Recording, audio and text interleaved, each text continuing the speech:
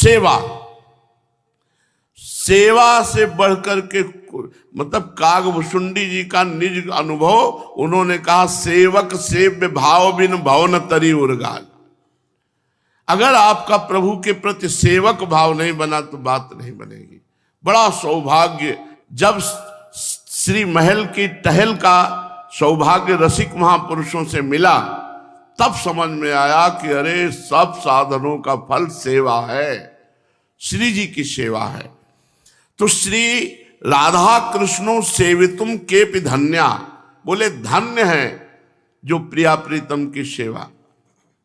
त्रिपुरदास जी, हर वर्ष त्रिपुरदास जी ठाकुर जी को बहुत सुंदर वस्त्र रत्न जटित पहुंचाते थे और संत सेवा करते थे। तो उस समय अन्य धर्मावलंबी बादशाह था, उस काजी जन चिढ़ करके बोले कि ये आपकी खजाने से जरूर बेईमानी करते हैं, क्योंकि इतना वैभव संतों को रोज पवाना, भेंट देना और सब, तो भगवान की लीला ही समझो। बादशाह की बुद्धि पलट गई और उन्होंने आदेश कर दिया कि पूरा जब्त कर लिया जाए सब संपत्ति।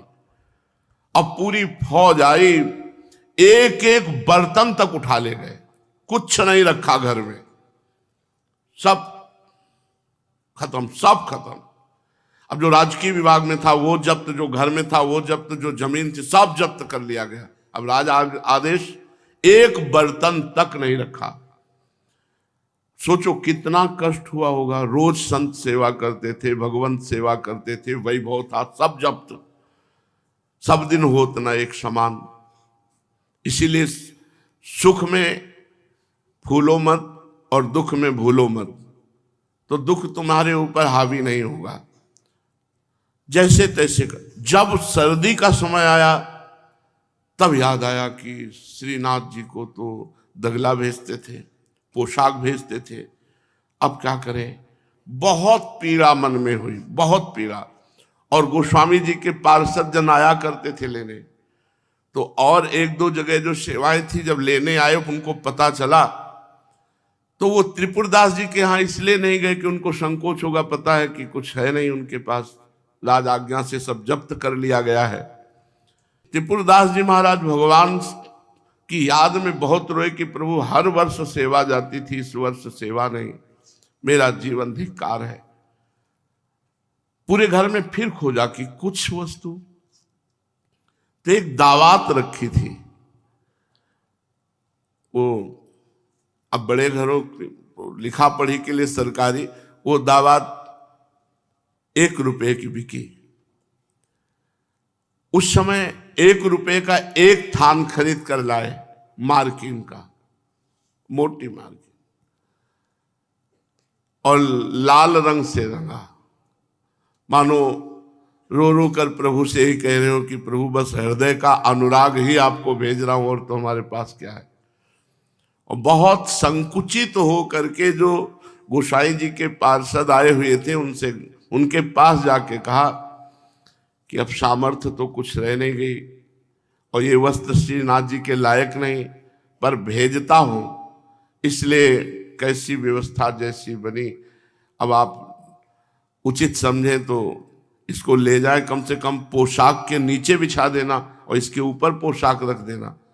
तो उनके आंसू चल रहे थे बड़ी दैन्यता से। तो गोसाई जी के पास कहा अवश्य अवश्य, इतनी सेवा में तो आ ही जाएगा, क्योंकि ये श्रीअंग लायक तो बिल्कुल नहीं है और ऐसे पहनाया भी नहीं जा सकता कि ठाकुर जी को मार्किन पहना दी जाए, और वैभव की कोई कमी थोड़ी ठाकुर जी के, पर ये पोशाक के नीचे बिछाने के काम में आ जाए, बिछा के इसके ऊपर पोशाक रख दिए। बोले इतना ही सौभाग्य काफी, वो ले गए। श्री श्रीनाथ जी महाराज सर्वांतर्यामी प्रभु कांपने लगे।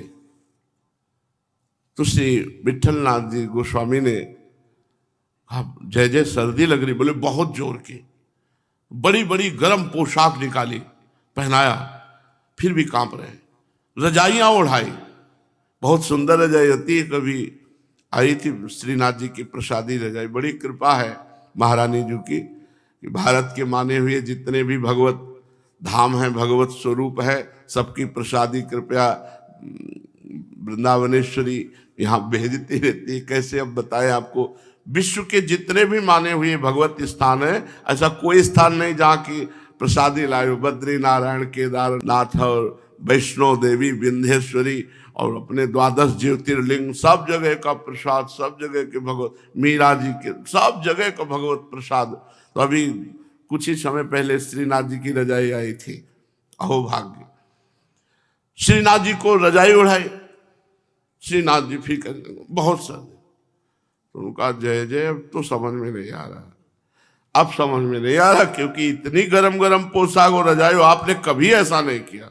बोले मुझे बहुत सर्दी लग रही है, बहुत सर्दी लग रही। तो उनका किसी भक्त का कोई वस्त्र ऐसा तो नहीं है जो प्रयोग में न लाया गया हो और ये लीला कर रहे हो। रजिस्टर लाओ, जो रजिस्टर सेवा कर।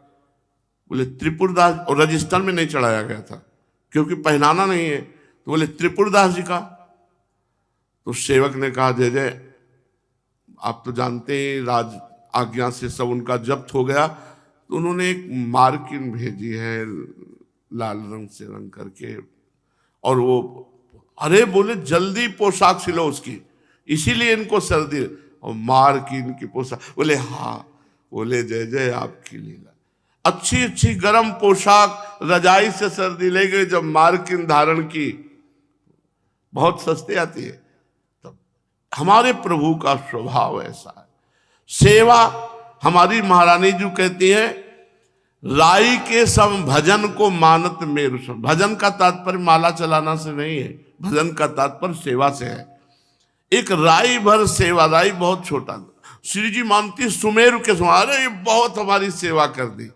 इसलिए अहो भाग्य जिनको श्री लाडली लाल की सेवा मिली है। श्रीपाद करे धर्म अर्थ काम मोक्ष, ईश्वर की भक्ति, भगवत प्राप्ति की साधनाएं, इन सबको हम नमस्कार करते हैं। बस केवल एकमात्र श्री राधा कृष्ण की सेवा, वृंदावन की रज रसिकों का संग।